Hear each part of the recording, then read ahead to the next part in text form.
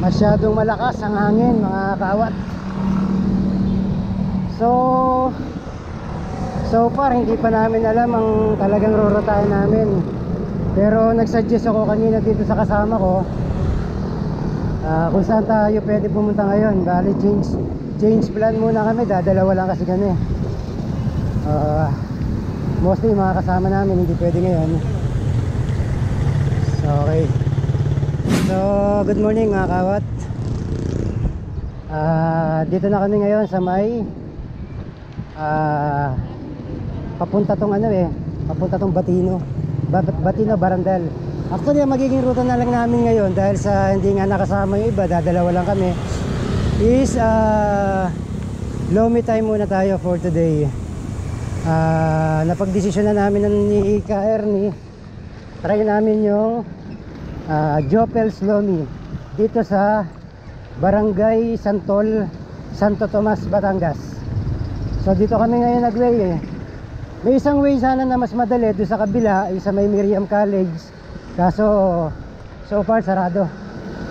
Kaya ngayon medyo aahon kami rito, mahaba-haba ito hanggang kay Jopels.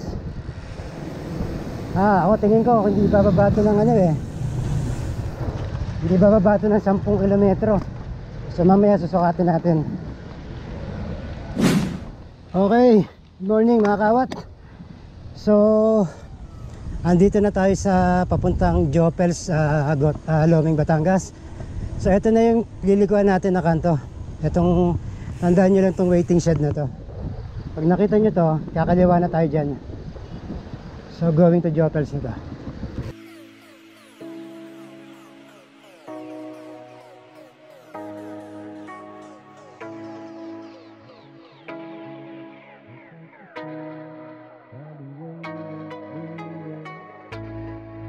Across the water, across the sand, I'll be waiting for a dance.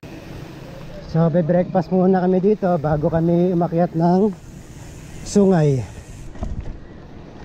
So stopover lang tayo saglit.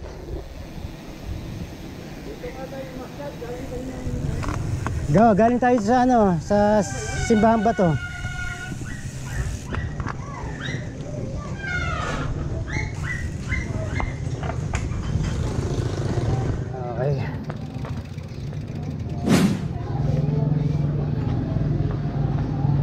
Lomi lang tayo? May kanin ba rin? May rice ba sila? Morning. May rice din ba kayo rito? Yes sir. Papaitan dinuguan po. Anong ulam gusto mo? Papaitan dinuguan? Papaitan? Beef papaitan. Beef papaitan dalawa. Okay. Dito pa lang orderan. Good morning. Dalawang beef papaitan. For dining, sir? Yes po. Ano po, sir? Rice po? With rice po. Isa lang po. Nag-extra rice ka pa? Hindi, isa na. Morning po, ma'am. Happy New Year. Ha? Na rice. Hindi, ano lang, isang extra lang. So, ito ang kanilang mga menu. Pansit bilao, lomi, chami, spaghetti. Okay, meron sila ngayong in-order namin is beef papaitan. Meron din silang beef dinuguan. At ito pala ang kanilang owner, si Ma'am Jopel. Good morning po, ma'am. Sa Awat TV po tayo. Actually, ngayon ko lang siya binlog pero matagal na akong kumakain dito. Yung grupo ko, yung Awat. Nag-grupo ako. Siguro baka minsan napapansin nyo yung Awat na jersey. Yan, mga ka-group ko yun. May space pa ba? Meron po, Meron ba? gagawa natin ang paraan yan.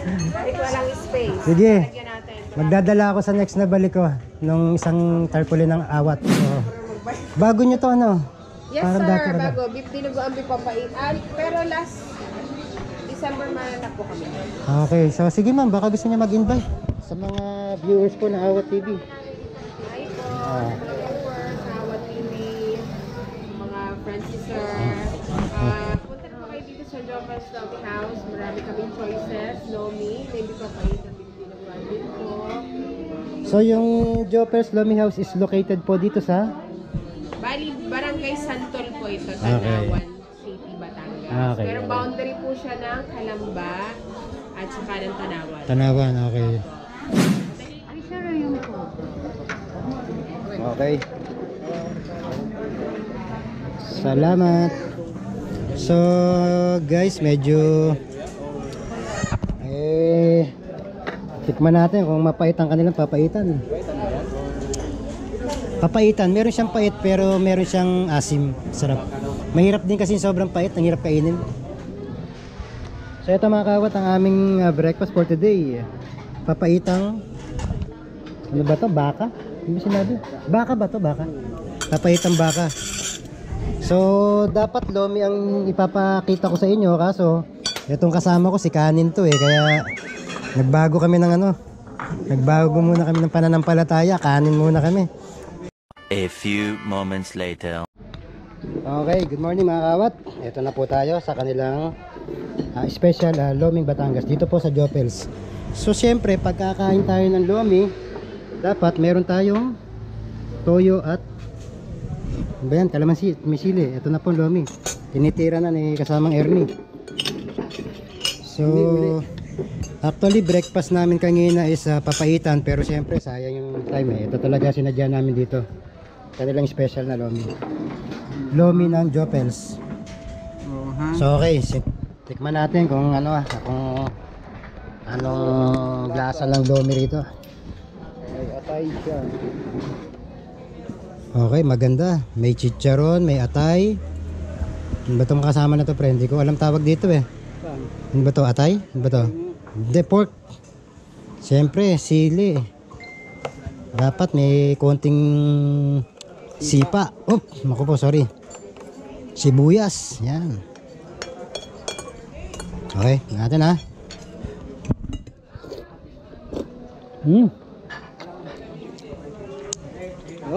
Panalo.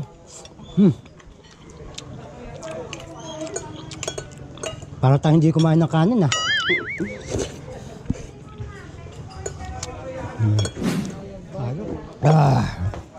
Ay, nakapo. Thank you Lord.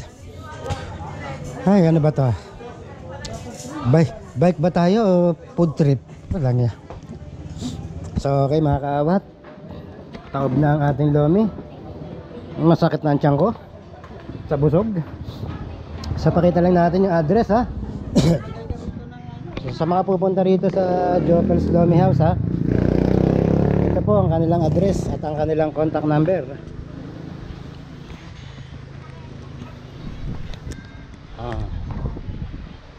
Jopels Lomi House, best lomi in town, Barangay Santol, Tanawan City, Batangas. Ayan, contact number. Okay mga kaawat. Okay mga kaawat, sa ngayon po nandito na kami sa Barangay Santol, Tanawan, Batangas. So papunta na kami sa Talisay, kung saan mag-uumpisa tayong umakyat ng Sungay. So konting update lang. Sungay is isa sa pinaka medyo mahirap na ahonin dito sa Gawing South. Morning! Morning! So kailangan nagigreet tayo sa mga kapwa natin bikers. So respect lang din at naman mas maganda kasi yung ganun medyo magalang tayo. So ngayon okay, balik tayo. Papunta na tayo ng Talisay. Sungay. Okay, Sungay. Sungay is approximately mga 7 to 7.5, almost 8 kilometers. Kaso ang Sungay po medyo more on talaga siya, paahon. Ang hardest part na Sungay is yung dulo. Ang tawag namin actually doon bitukang manok kasi pag ganon paakyat. Kaya bitukang manok ang tawag namin. Recovery sa gitna meron, kapraso lang, kaprasong palusong, and then pag-ahon wala na, hanggang taas na yon. So maiksi ang Sungay compare sa Sampaloc, kaso nga lang maahon, elevation mataas, kaya medyo hindi mo dapat pwersayan. Okay, anong nangyari dito bro? Ayos lang? Okay. Baka kasi ako nasiraan eh. At kailangan ng konting tulong. Oh, meron ako rito interior. So okay, ulitin lang natin, baka maligaw yung mga viewer. So actually mga kawat, dito kami galing. So pagdating nyo rito sa intersection na to, kakanan po tayo dito sa Altura Matanda. So huwag kayo maliligaw ha. Okay, dulo, kanan uli. Okay sir, salamat po. Okay, okay, salamat. Thank you. So yun, sabi nila boss, dulo, kakanan daw. So ito daw yung mas malapit na way papuntang Talisay. Pero puro daw palusong. Okay lang, walang problema. A few moments later. Ay. Sir, papuntang Sulpok. Sulpok. Ito, saan po na to? Papunta kami Talisay eh. Pababa kami ng Talisay. Dire-diretso nito. Pwede sa kanto. Kaliwa. Kaliwa. Dire-diretso nito. Okay, salamat. Ito sa saan to? Ah, wala yan. Okay, salamat. Okay. Ayun. Sabi ni Kuya, dire-diretso lang daw dito. Tapos pagdating doon sa kanto, kaliwa.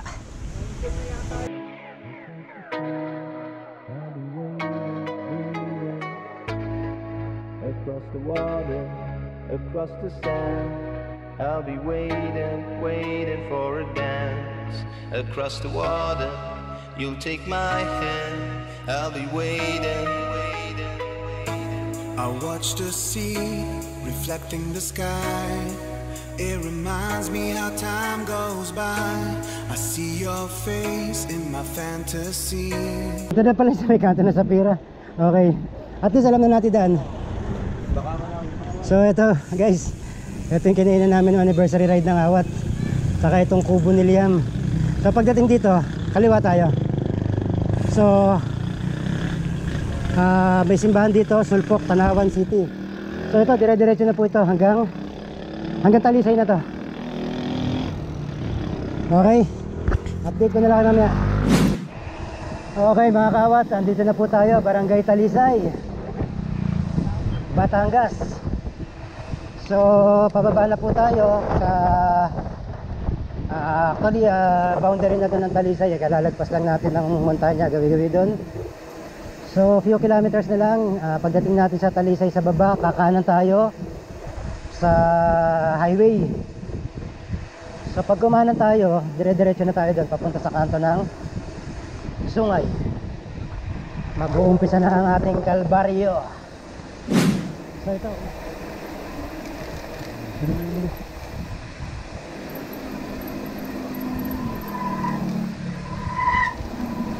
oh, tumutunog na yung brake ko.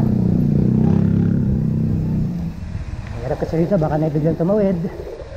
So ito na tayo sa highway.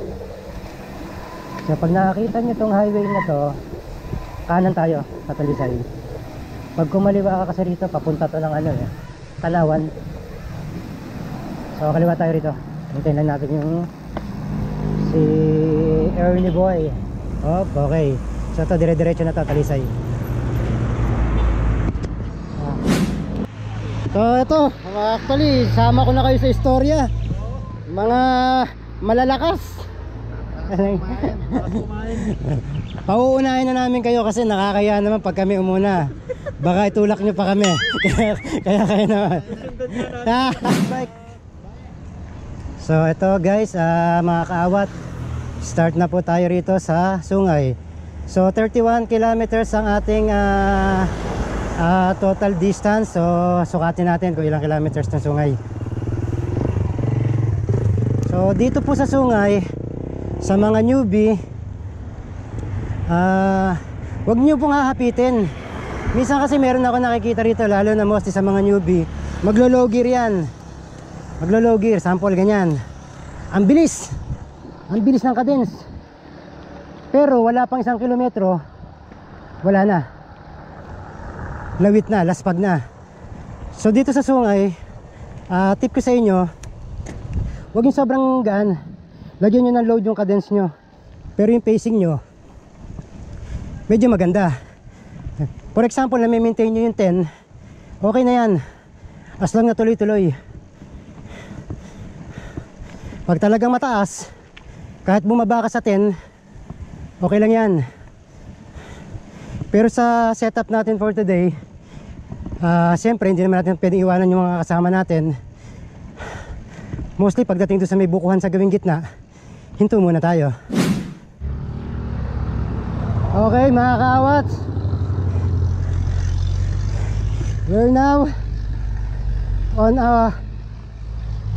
on my 4.4 kilometers. So ito, sorry 3.4 kilometers lang pala. Bali almost nangangalahati na tayo sa Sungay.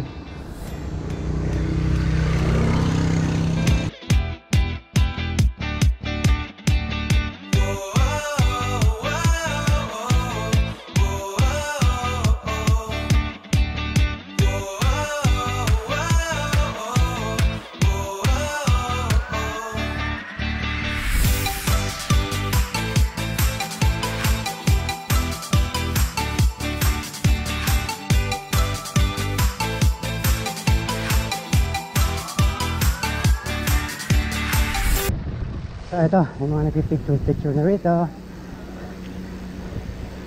So mostly mga rider.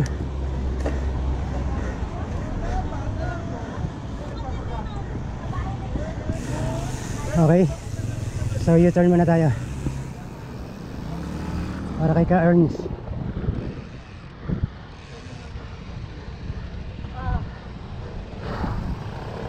A few moments later. Okay mga kaawat, andito na tayo sa sa 4 kilometers natin dito sa Sungay. So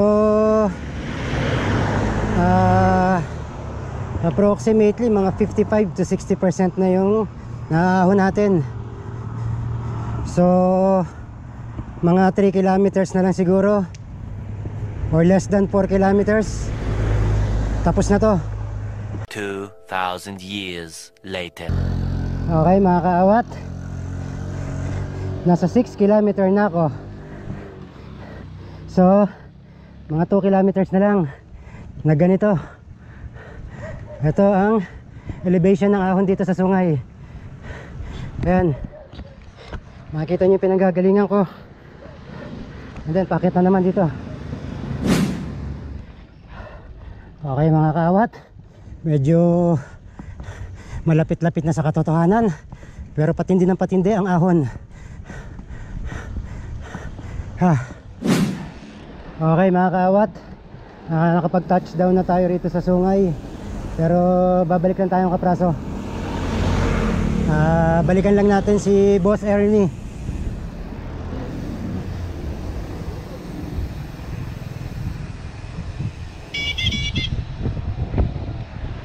Ang kasama, sunduin ko lang.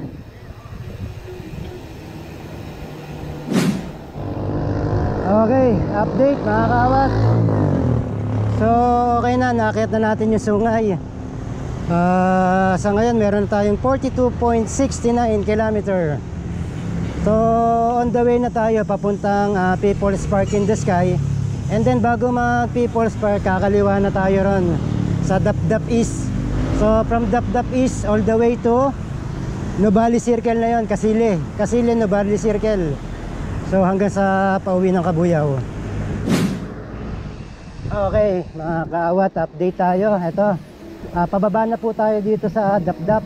Galing na po tayo dyan sa may gawing People's Park in the Sky. So ito, itong Dapdap East na to is dire-diretso na to hanggang Kasili. Pababa. Across the water, across the sand, I'll be waiting, waiting for a dance. Across the water, you'll take my hand, I'll be waiting, waiting, waiting. I watch the sea reflecting the sky. It reminds me how time goes by. I see your face in my fantasy. With you is where One eternity later. Okay, magandang tanghali mga kaawat. So recap lang tayo for today ride. Total distance natin 68.5 kilometers hanggang sa shop na yan. And then naging destination natin Jopels, Batangas Lomi sa Barangay Santol, Santo Tomas, Batangas to Talisay. And then akyat tayo ng Sungay hanggang Tagaytay. Panik tayo ng Palace in the Sky. And then baba tayo ng Kasili to Marcos Mansion hanggang dito sa Kabuyaw ulit. So, okay, andito na po tayo sa Awat Bike Shop, mga kaawat. So tapos na po yung ride natin ngayon sa Sungay. So bago tayo magpaalam, shoutout ko muna yung wife ko, si Lorely Pauline, si Ate Awat, sa pagbabantay sa aming bike shop habang ako'y nagra-ride. Maraming salamat po. Thanks.